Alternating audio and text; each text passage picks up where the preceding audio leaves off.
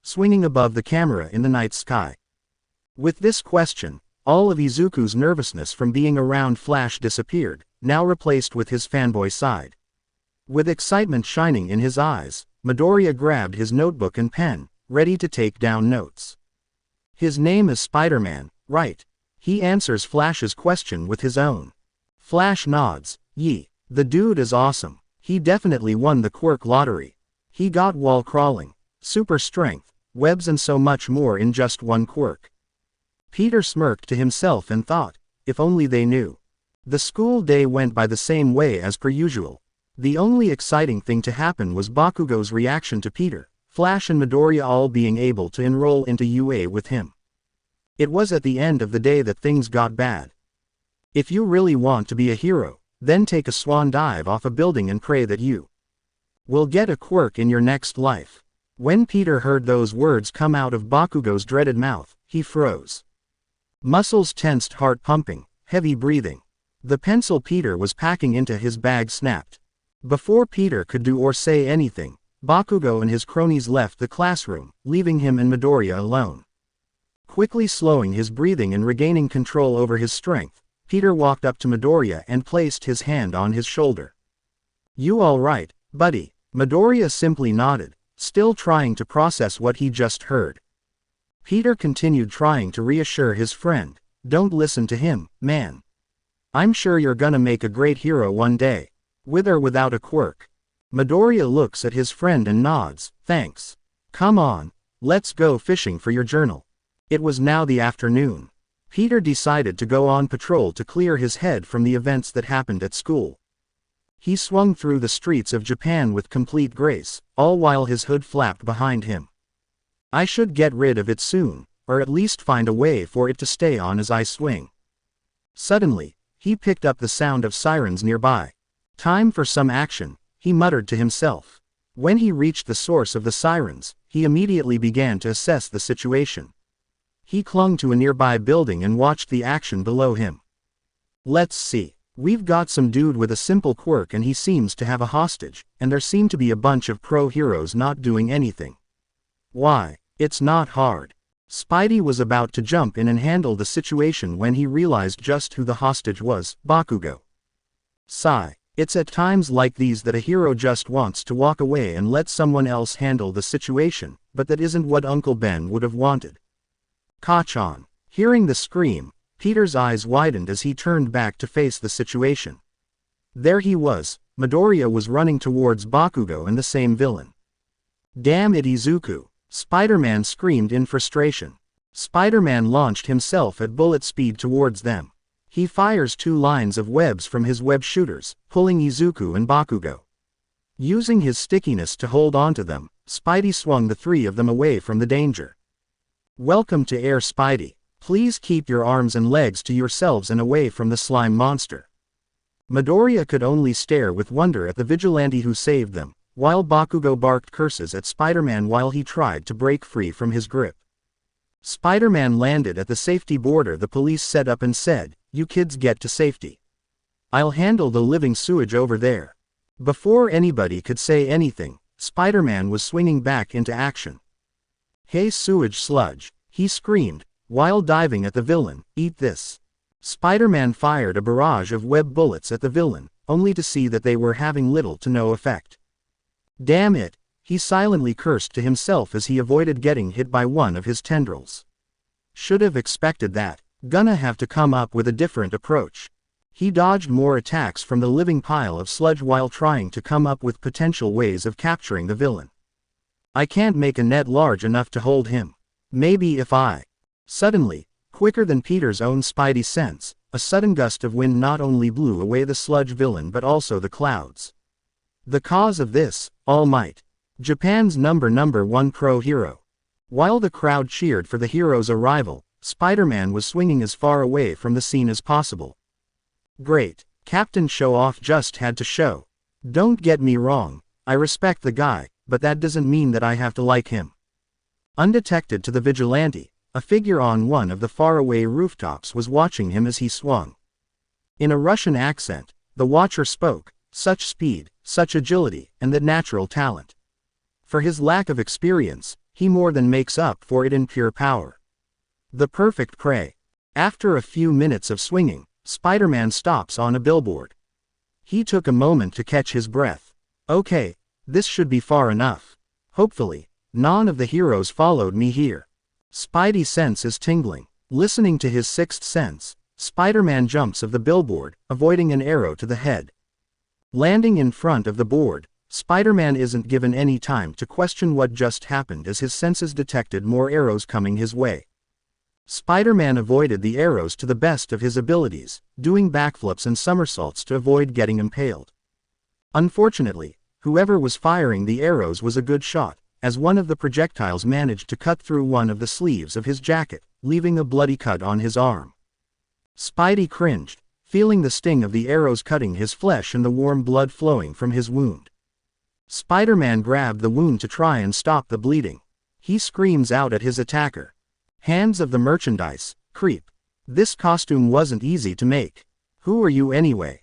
Spider-Man then noticed a figure on a slightly taller rooftop across the street from him.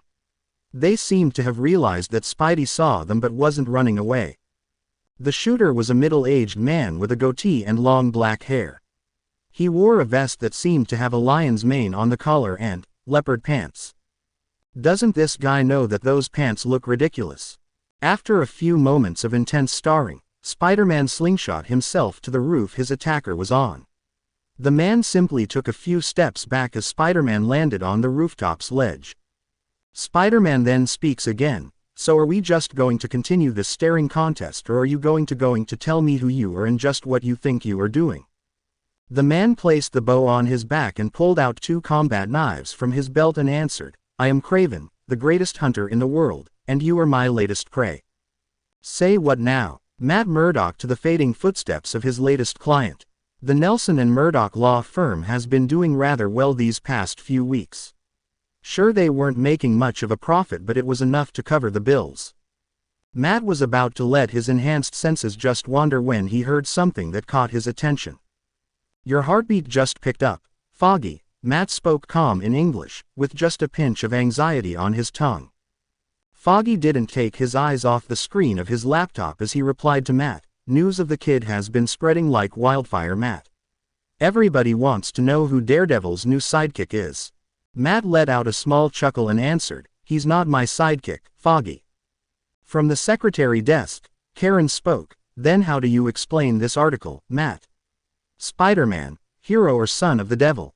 Matt groaned in embarrassment while howled in laughter, Karen letting out small giggles. You two aren't going to let that go, are you? Nope, answered Karen, popping the P. We are going to remind the two of you of this until the end of time. Foggy vowed while howling with laughter. Matt simply groaned in reply, burying his face in his hands. God, he hated them sometimes. Hey, watch it. Matt's head quickly perked up. That was Peter. Damn it, that hurt. Peter needed help. Matt quickly got up and walked over to the main area and simply spoke, Peter's in trouble. Wait, what? Foggy and Karen questioned in sync. Foggy walked out of his office, panic written all over his face. Didn't you tell him to only patrol at night? Well, you know how the kid can be. Matt reached into a cupboard that contained many boxes that held all of their important documents. Out of a hidden compartment, Matt pulled out a briefcase. What's happening? Karen questioned. He's fighting some 10 or 20 blocks from here. He's injured. It's hard to ignore the smell of his irradiated blood mixed with all that spider venom. Matt opened the briefcase to reveal a spare Daredevil suit along with 2 red billy clubs. Matt grabbed the helmet from the case and pulled and put it on. He then jumped out of the firm's window and began running across the rooftops towards Peter's direction, all the while throwing away his lawyer outfit for some more suitable for the job ahead. Okay, from what I managed to gather so far is that this guy is a villain that made a reputation for himself by hunting down and killing people with animal-based quirks. How he did that with such terrible fashion sense, I don't know. Spider-Man quickly took a step back, narrowly avoiding getting his throat cut open by the hunter's knife. Spidey fired a web and pulled the knife out of Kraven's grip. Yoink! Spider-Man threw the knife away and rushed at Kraven and threw a kick at him. Kraven was knocked back by the blow. Spider-Man had taken quite the beating during the fight. He had multiple tears in his suit and one of his lenses was broken. One good thing that came from this fight was that Spidey found out that he had a healing factor. The cut from the arrow that grazed him at the beginning of the fight was now almost healed. Yeah, that is definitely gonna be my plot armor from now on. Or would it be a plot tion of regeneration? Enough Minecraft jokes, Peter. Focus on the crazy Russian hunter in leopard pants trying to kill you. Kraven ran towards Spider-Man, swinging his other knife with terrifying speed and accuracy. Spider-Man dodged the sharp blade a few times before countering, throwing a right at Kraven, punching him across his face. Spider-Man then jumped back a few meters and fired 2 lines of webbing at Kraven, and then threw him across the rooftop. Kraven laid motionless on the ground before he began to howl with laughter. This action obviously confused Spider-Man.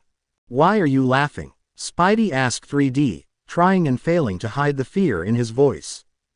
Kraven looked at his prey and answered, "The devil has trained you well, young Spider.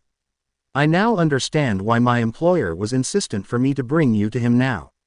You will grow stronger over time. Even a proud hunter like Kraven knows when a prey is as dangerous as a predator. If you are impressed by my student, then wait until you see what I'm capable of."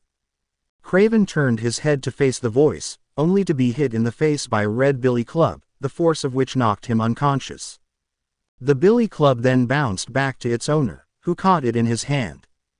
"Daredevil," Spider-Man called out, happy to see his friend. Spidey ran across the rooftop towards Daredevil. "Are you all right, kid? Any injuries?" "I'm fine. Just a few cuts and bruises, but they'll heal." Daredevil nodded. "Tie that bastard up for the authorities. I'll have Claire check you up before you head back to your aunt. You're also gonna sit out tonight's patrol." Yeah, I figured you would say that." It was currently late in the night. Peter Parker was sitting at his desk in his bedroom, a single desk lamp shining light onto his work. Peter was doing some final adjustments to his Mark II web shooters. These web shooter models were slicker, more compact and less likely to get jammed than his Mark I models. Peter placed a newly made web cartridge into the newly constructed device. He placed the shooter onto his wrist and smiled at the satisfying click sound it made. Peter fired a web line at a picture frame that was resting on a nearby shelf over his bed. He then yanked the picture frame towards himself. The webbing detached itself from the shooter, allowing Peter to catch the photo. Peter grinned with excitement at the success of his invention, only for his smile to drop the moment he looked at the photo. It was a photograph of him, May and Uncle Ben. Ben was teaching Peter how to fish, but their boat tipped over, knocking the two of them into the lake.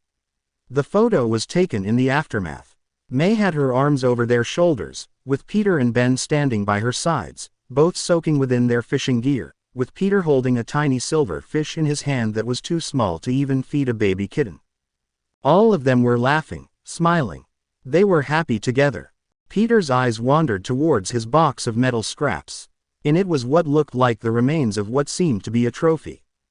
If my life was some old-timely novel, teachers all around the world would be having their students write a 5-page essay on the meaning behind me using this stupid trophy to make Spidey gear. Tears flowed down Peter's cheek and then landed on the photo. Peter sniffed and tried to stop himself from breaking down into a guilty sobbing mess as to not wake up May. Peter wiped the tears out of his eyes and says, "I'm sorry I failed you, Uncle Ben.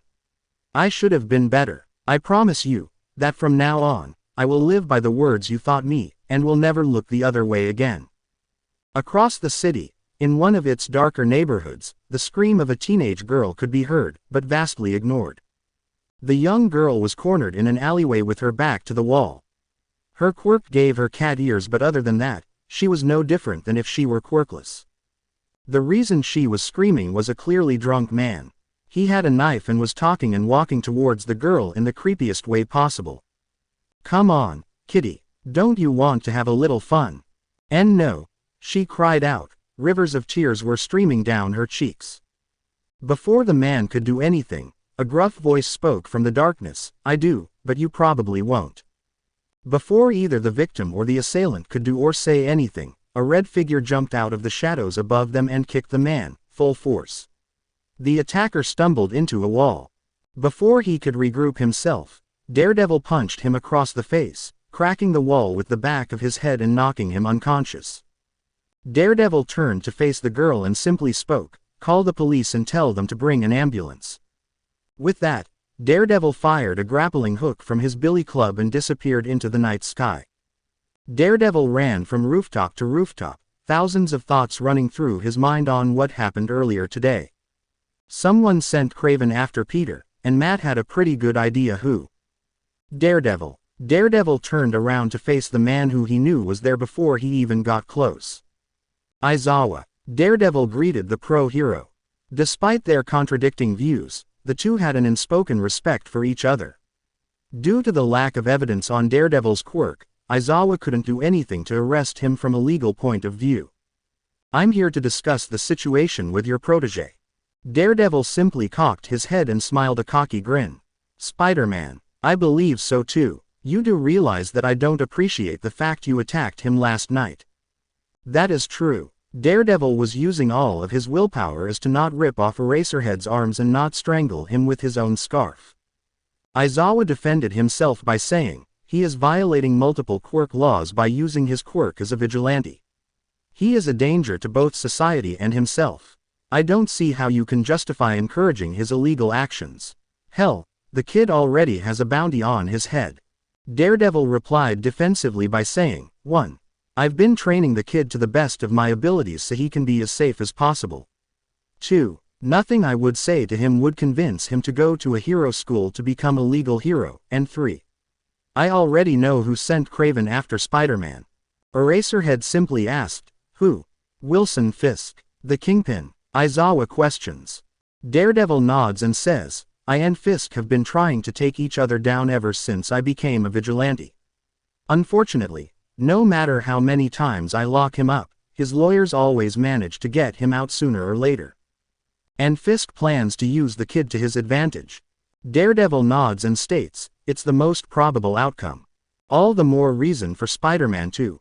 Before Aizawa could even finish the sentence, he stopped talking the moment he found one of Daredevil's billy clubs an inch from his face, a huge scowl on the owner's face. The kid is not going anywhere. He has recently lost someone really important to him and they're the reason he put on that mask when he did. I swore an oath to myself that I will protect him with my life. I won't risk breaking that oath by entrusting his safety in a broken system. So good day.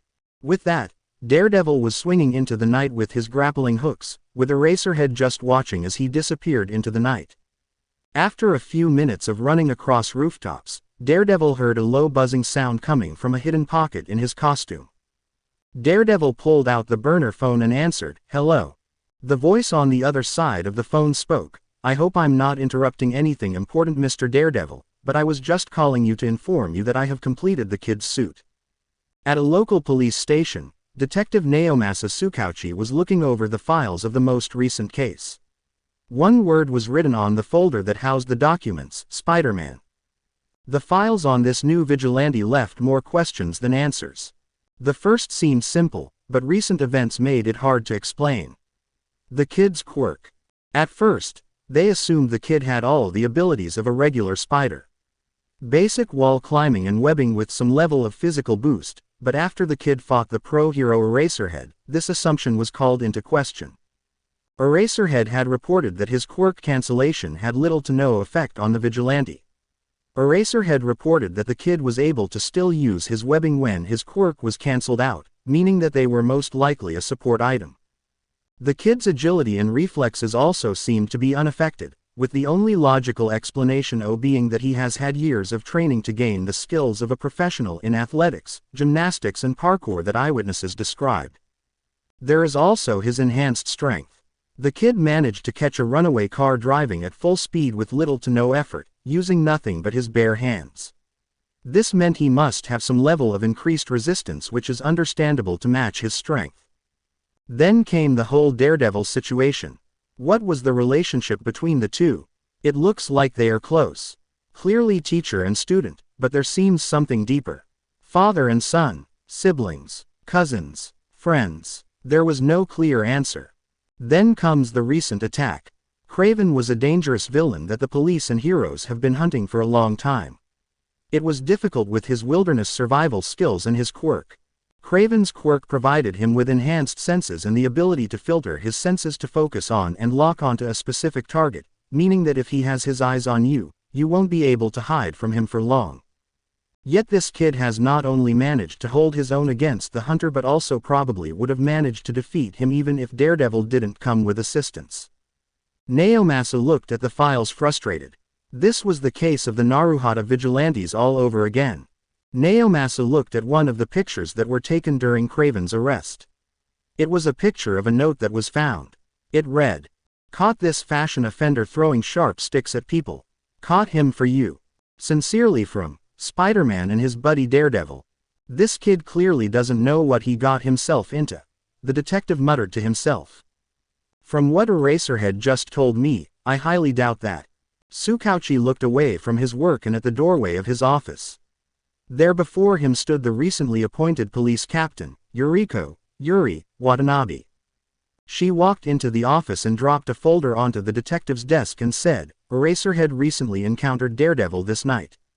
The demon in Tokyo told the pro-hero some things that might help clear some things up for you." Tsukauchi sighed to himself. Why is that the only person able to catch Daredevil is the one that legally can't arrest him? The detective smiled and replied, "Thank you, Captain." Yuri simply nodded to the detective with her usual neutral expression and walked out of the office. When she was gone, Tsukauchi slammed his head on the table. This really is the Naruhata vigilantes all over again. In a skyscraper near the center of the city, on the very top floor, two men stood at attention in front of a large man sitting behind his desk. These three men were known as Hammerhead, Tombstone and Wilson Fisk, the kingpin of crime. Fisk was the man sitting behind the large marble table. There was a large man with a bald head. He wore an expensive white suit with a purple man. Hammerhead was a short man that wore a navy blue suit with a red tie. He had a large, rough forehead that had bits of metal sticking out of it. Tombstone was slightly larger than the average man. He had pale, stone-like skin with a suit to match. He had sharp teeth biting down on a toothpick and an overall aura that would terrify most. Fisk looked between the two and asked, "What's the report on the Spider-Man situation?" Hammerhead replied saying, "There have been no sightings of Spider-Man since Kraven's attack. Whether he's quit or is just recovering remains to be seen." Fisk simply nodded and silently contemplated what he just heard.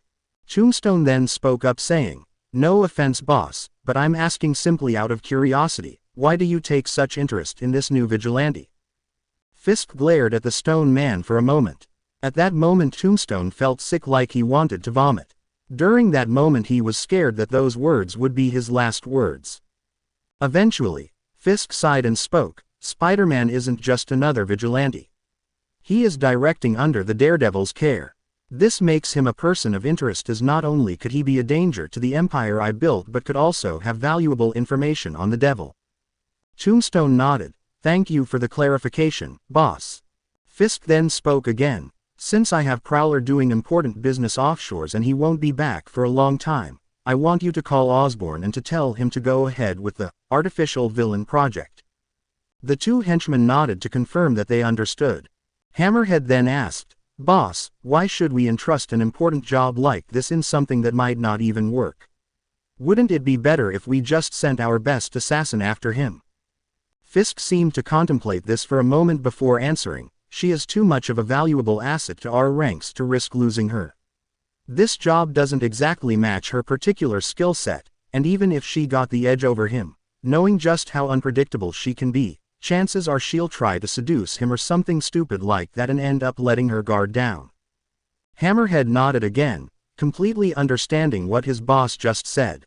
Seeing no point to continue this conversation, Fisk grabbed a pen and started working on the paperwork on his desk before saying, "The two of you can get back to your workstations now. Don't forget to call Osborn." The two of them nodded, both of them turning away from Fisk and walking out the door. The sun was rising to signal the start of a new day.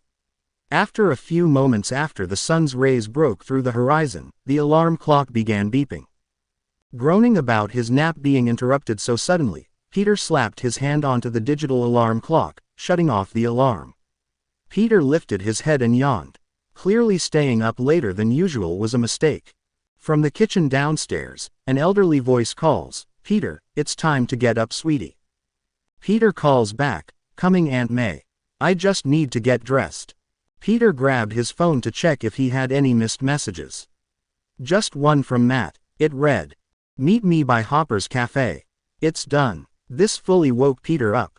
Despite knowing that Matt was Daredevil for almost as the man wore his mask. Despite this, Peter never got the chance to meet the guy behind Matt's suits.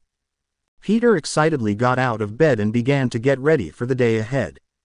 Peter walked downstairs with a spring in his step. He stopped at the bottom of the staircase when he heard May on the phone in the kitchen. "I don't know what to do, Claire. Even with all the extra shifts I've been taking, I can barely keep all of these bills at bay. I know Peter wants to help, but I want him to enjoy the rest of his childhood. It's just been so hard ever since Ben. Maybe I should get a second job." Peter sighed. Peter knew that it would be difficult to pay the bills with Ben gone, but he didn't consider the fact that just how hard it would be on May. May and Ben did so much for him, and Peter didn't want her to have it so hard. At that moment decided that he didn't care what May said. He was gonna get a job and he was gonna do everything in his power to support May. Peter quickly climbed up a few steps and stomped on it a few times to make it seem like he was just coming down. He walked into the kitchen to greet his aunt. "Morning, Aunt May." May looked up and smiled at her nephew. She tried to hide it from him, but Peter noticed her turn the page of the newspaper so he wouldn't see that she was looking at the page with ads for jobs. May then spoke, "Morning, Peter. Peter has just come down. I'll call you later, Claire." Peter sat down at the table across from May. He took in a good sniff of his food, wheat cakes. Matt told Peter that he had to practice using his enhanced senses at every moment he got. Peter then took a bite of the delicious food. Peter then asked May, "So how are you doing, May?" May simply replied cheerfully saying, "I'm doing just fine, Peter." Peter nodded in acknowledgement. He didn't need to listen to her tired heart to tell that she was lying. Back to school now. The excitement Peter had from the morning had mostly left Peter. May was struggling and Peter didn't know how to help. He wanted to help May but didn't know how. Obviously, he needed a job, but could a middle schooler get a job while having time for his vigilante actives? "You can figure it out, Pete. You always do." Spying his best friend, Peter walked up behind Izuku and said, "What's up, Midoriya?" This startled Izuku, who jumped back in shock. Peter laughed at this. Just because they were friends didn't mean that he couldn't have his fun. "You scared me, Peter." Peter grinned at his friend and said, "Sorry buddy, but you make it too easy." Izuku sighed. "Please don't do that again, okay? You got it, buddy. So anyway, I saw the attack yesterday on the news. You all right?" Izuku nodded saying, "Yeah, it was rough. After All Might dealt with the villain, the police and Crow heroes praised Kachan for how he fought against the villain. What about you? I watched how you ran in there to save him, from the TV of course. They must have called you a hero for how you ran in there to save him." Izuku tensed up for a moment and Peter heard his heartbeat stop for a moment.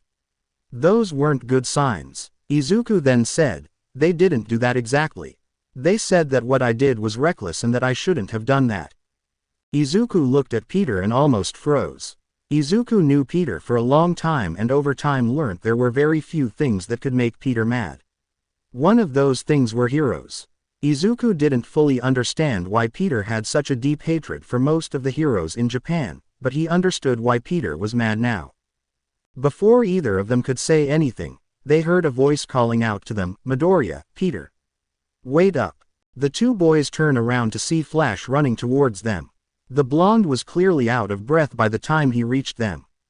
He grabbed Izuku by the shoulders and began shaking him. "I saw the news, Midoriya. Spider-Man saved you. You have to tell me what he was like."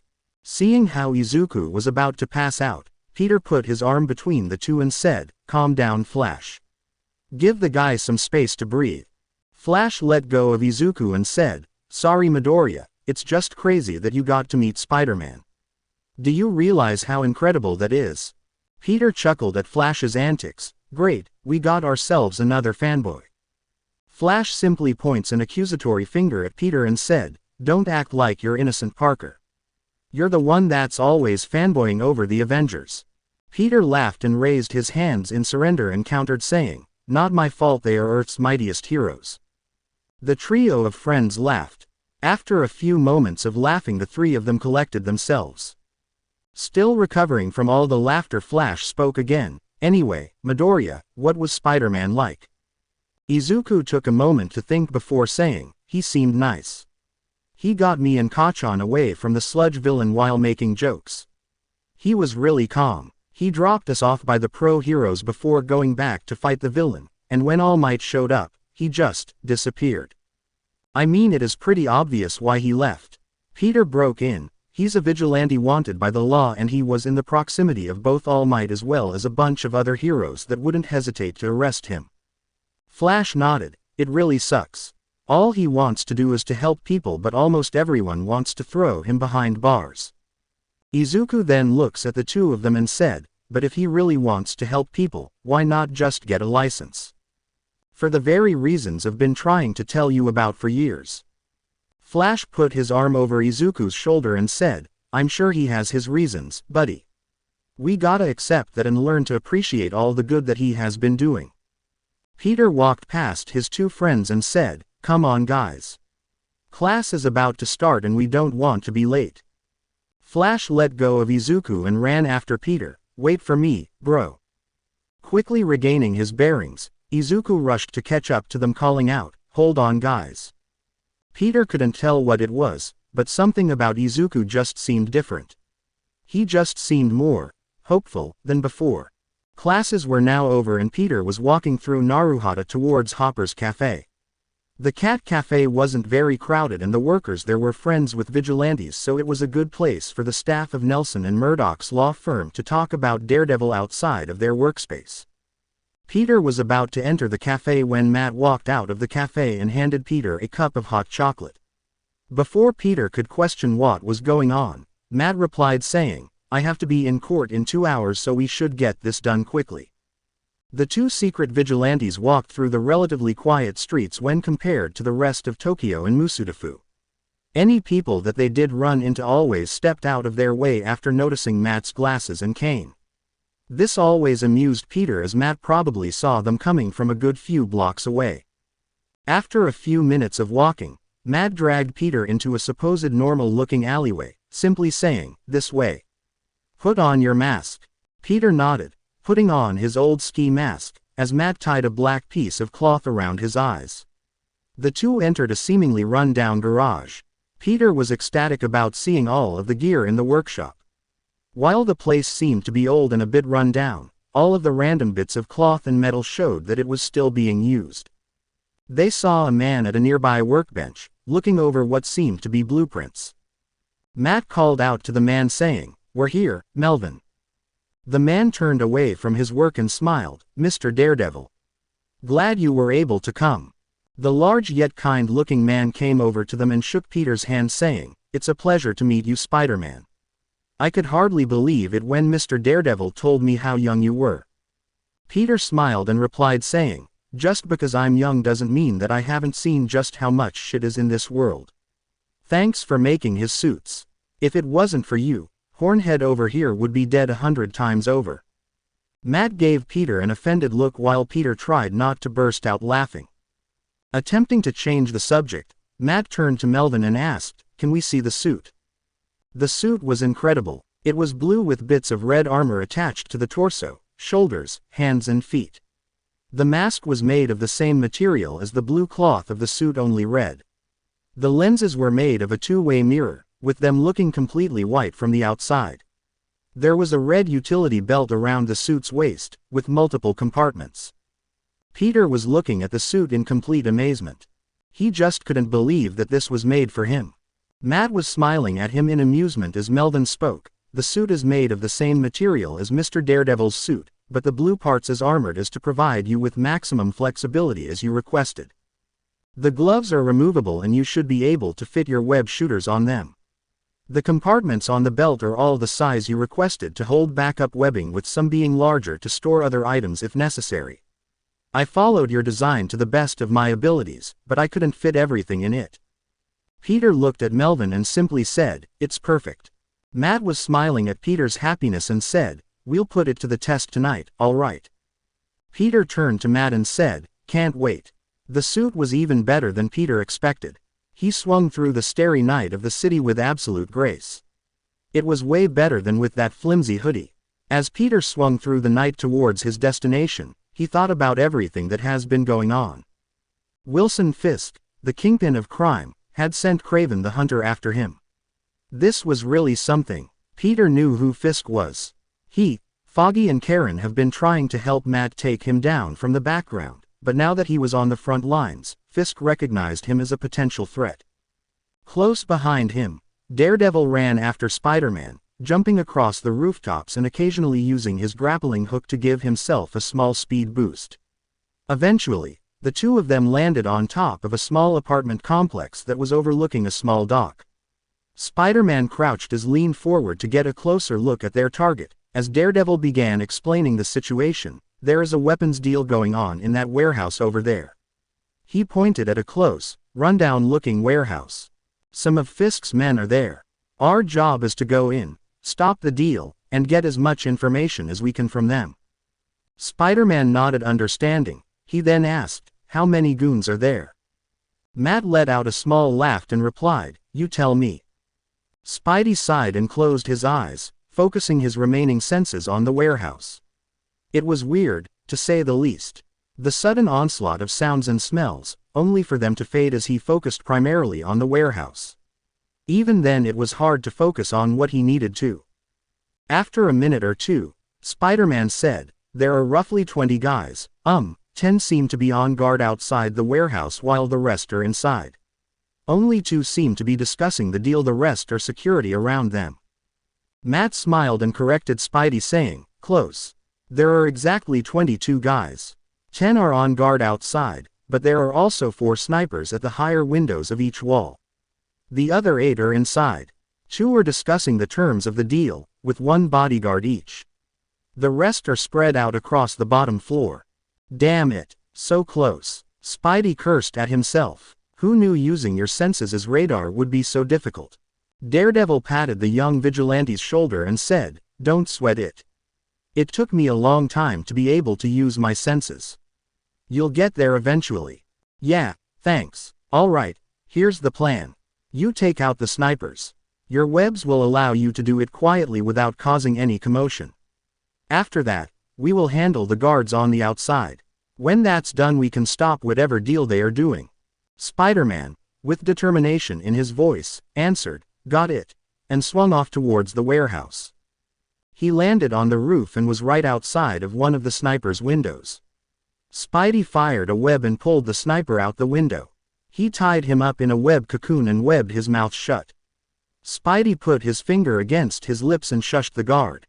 Spidey glanced at the gun that was lying on the rooftop. It looked advanced and powerful. They must be trading something extremely important if they were using this kind of security. Spidey webbed up the gun and jumped off to repeat the process with the other snipers. When he was done with the snipers, Spidey silently dropped down next to a lone guard. "Hi," he whispered. The guard didn't even have time to scream out in shock, as Spider-Man grabbed him and webbed him up the higher portion of the warehouse. Spidey could hear Daredevil handling the rest of the thugs. Once all was said and done, the 2 vigilantes climbed up the warehouse and entered through the windows that were once occupied by the snipers. The 2 stealthily walked across the ceiling supports as they listened in on the conversation that was happening below them. Just as Daredevil said, both of the main dealers had a bodyguard each, but the one that caught Spidey's attention was the one that was standing next to the dealer that clearly wasn't one of Fisk's men. All of Fisk's men always wore gray camo trousers with a purple shirt and a black bulletproof vest over them. Meanwhile, the other dealers all wore casual clothing. Except for the bodyguard. The dude seemed to wear a yellow and brown suit, along with a yellow mask. He also had large metal gloves that seemed to have wires connect them to his suit. Listening carefully, Spidey could hear a soft hum coming from the gloves. Daredevil also took notice of the guy and said, "That guy seems to have some sort of support gear.